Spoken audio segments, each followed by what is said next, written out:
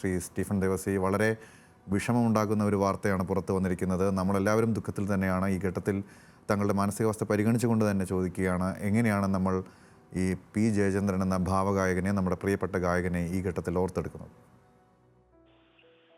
എന്റെ കരിയറിലെ ആദ്യത്തെ ഒരു ഹിറ്റ് പാട്ട് ഞാൻ മലയാളത്തിൽ ചെയ്തിട്ടുണ്ടെങ്കിൽ അത് ജയേട്ടനും സുജാ ചേച്ചിയും പാടിയൊരു പാട്ടാണ്. ചന്ദ്രന്റെ ലാവൽ എന്ന് പറഞ്ഞൊരു പാട്ട്. ലാലയ്ക്ക് വേണ്ടി ഞാൻ എന്റെ 21ാമത്തെ വയസ്സിൽ കമ്പോസ് ചെയ്താണ്. അത് ട്രാക്ക് പാടി കഴിഞ്ഞിട്ട് എൻ്റെ അടുത്ത് ഡയറക്ടർ ചോദിച്ചു ആരാ പാടേണ്ടതെന്ന് വെച്ചിട്ട്. അപ്പൊ എൻ്റെ ഒരു ആഗ്രഹം ഞാൻ വിളിച്ചു പറഞ്ഞു, എനിക്കിങ്ങനെ പി ജയചന്ദ്രൻ മാസ്റ്റർ പാടിയാൽ നന്നായിരിക്കുന്നു പറഞ്ഞു. അപ്പൊ അദ്ദേഹം എൻ്റെ അടുത്ത് പ്രൊഡ്യൂസർ പറഞ്ഞു, അറിയില്ല, നമുക്ക് വിളിച്ചു നോക്കാം. നോക്കി പുള്ളിക്ക് അദ്ദേഹത്തിന് സോറി പുള്ളിന്ന് പറയാൻ പാടില്ല, അദ്ദേഹം വിളിച്ചു നോക്കിയിട്ട് ഓക്കെ ആണെങ്കിൽ പഠിക്കാന്ന് പറഞ്ഞു. ഞാനിങ്ങനെ ഒരാഴ്ച വെയിറ്റ് ചെയ്തു. എന്നിട്ട് എൻ്റെ അടുത്ത് പെട്ടെന്ന് പറഞ്ഞു, ഞാനെന്ന ഒറ്റപ്പാലത്ത് എൻ്റെ വീട്ടിലെ താമസിക്കുന്നത്, വേഗം എറണാകുളത്തേക്ക് വായോ, അദ്ദേഹം പാടാൻ ഓക്കെയാണ്. അന്ന് ഞാൻ സ്റ്റുഡിയോയിൽ ചെന്നപ്പോ എന്നെ അങ്ങനെയാണല്ലോ, അധികം എന്നെ ഒന്നും മൈൻഡ് ചെയ്തൊന്നും ചെയ്തില്ല. പാട്ട് കേട്ട് കഴിഞ്ഞിട്ട് എന്നെ നോക്കി, ഇത് താൻ കമ്പോസ് ചെയ്താണ്. ഞാൻ പറഞ്ഞാതെ ഗംഭീരായിട്ടുണ്ട് എന്ന് പറഞ്ഞു. അന്ന് മുതലൊരു ബന്ധം എനിക്കുണ്ടായിരുന്നു. എപ്പോ എന്നെ കാണുമ്പോഴും എൻ്റെ അടുത്ത് നമ്മൾ വന്ന് സംസാരിക്കായിരുന്നു. അതിന് ശേഷം ഞാനൊരു 6-7 പ്രോഗ്രാം അദ്ദേഹത്തിന്റെ കൂടെ ഒരുമിച്ച് പെർഫോം ചെയ്തിട്ടുണ്ട്. പിന്നെ ഒരു ടെലിവിഷൻ ഷോ അദ്ദേഹത്തിന് വേണ്ടി ഞാൻ കുറെ ഒരു സെക്ഷൻ പാട്ടുകൾ മുഴുവൻ ഡെഡിക്കേറ്റ് ചെയ്തു. എന്തൊക്കെ പറഞ്ഞാലും എൻ്റെ ലൈഫിൽ എൻ്റെ ഒരു പാട്ടിന് അദ്ദേഹത്തിന്റെ ശബ്ദം വന്നതോടുകൂടി ആ പാട്ട് അതിഗംഭീരമായി ഒരു അനുഗ്രഹീത അവസ്ഥയിലായിരുന്നു ആ പാട്ട് എത്തിച്ചത്. അത് ഒരിക്കലും മറക്കാൻ പറ്റില്ല. ഇപ്പോഴും ആ പാട്ട് അദ്ദേഹം പോയി പറഞ്ഞപ്പോൾ ഞാൻ ഷോക്കിൽ ആ പാട്ട് ഓർമ്മിച്ചു. ഞാൻ പക്ഷെ എന്റെ സോഷ്യൽ മീഡിയയിലൊന്നും അത് ഇട്ടില്ല, കാരണം എനിക്കത് ഇടുമ്പോൾ തന്നെ ഭയങ്കര വിഷമം. ഞാൻ ARന്റെ ഒരു എണ്ണത്തിൽ മുത്തമിട്ടാൾ പാട്ട് ഇട്ടു. പക്ഷെ അദ്ദേഹം എന്നും എന്റെ മനസ്സില് എന്റെ കരിയറിൽ എനിക്കൊരു വലിയൊരു ഒരു പൊന്തുപോലെ തന്നിട്ടുള്ള ഒരു പാട്ടുകാരനാണ്. അത് അദ്ദേഹത്തിനോടം വലുതാവാനൊന്നും നമുക്ക് ആവുമെന്ന് അറിയില്ല. പക്ഷെ അദ്ദേഹത്തിന്റെ കൂടെ അദ്ദേഹം ജീവിച്ചൊരു കാലഘട്ടത്തിൽ നമുക്കൊക്കെ ജീവിക്കാൻ പറ്റി എന്നുള്ളതാണ്. ഞാൻ അദ്ദേഹത്തിന്റെ ആദ്യത്തെ കേട്ടത് സുപ്രഭാതം എന്ന് പറഞ്ഞ പാട്ടാണ്. അത് കേട്ട് ആ ശബ്ദം അതൊരിക്കലും മലയാളികൾ മറക്കാൻ പറ്റില്ല. ആ ഒരു എടുക്കല് അതൊരു അസാധ്യമായിട്ടുള്ള ഒരു ഭയങ്കര ഒരു ബ്ലെസ്ഡ് ആയിട്ടുള്ള ഒരു ഫീലാണ് അദ്ദേഹം പാടുന്നതെല്ലാം. അദ്ദേഹം പാടി വെച്ചിട്ടുള്ള മുഴുവനും പാട്ടുകൾ അങ്ങനെയാണ്. ശരിക്കും യഥാർത്ഥത്തിൽ ഭാവഗായകൻ തന്നെയാണ് അദ്ദേഹം.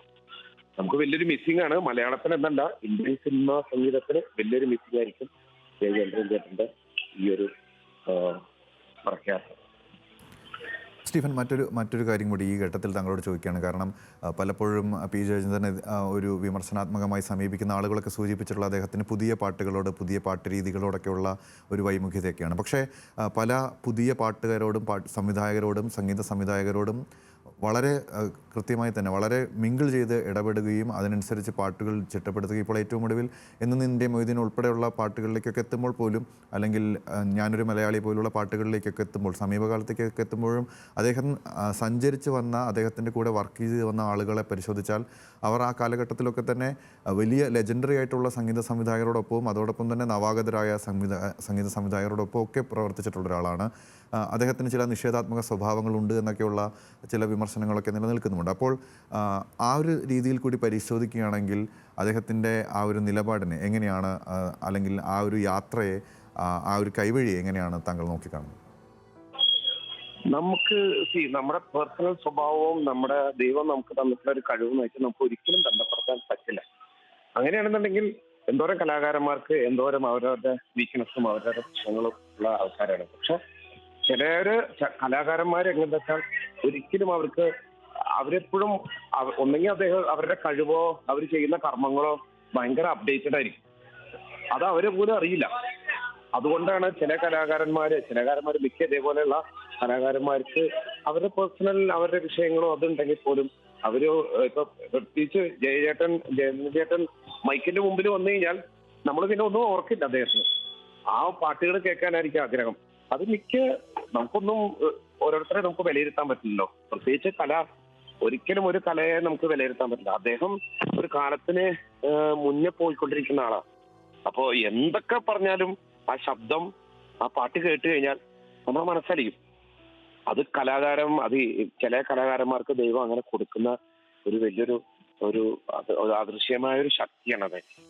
അപ്പോ നമുക്കൊന്നും അത് മലയാളികളല്ല, ഏത് ഇന്ത്യക്കാരനാണെങ്കിൽ പോലും, ഏത് ലോകത്തിലെ ഏത് കല ഇഷ്ടപ്പെടുന്നവരാണെങ്കിലും പേഴ്സണൽ സൈഡ് അതൊരു വേറെ സൈഡായിരിക്കും. അത് നമുക്ക് പറയാൻ പറ്റില്ല. അവരെ പത്തോളം ചിലപ്പോൾ നമ്മൾ വിചാരിക്കാത്തതിനെക്കാട്ടിലും നല്ല മനസ്സുള്ള വ്യക്തികളായിരിക്കാം, പക്ഷെ അവർ പുറത്ത് കാണിക്കുന്നതൊക്കെ വേറെ രീതിയിലാണ്.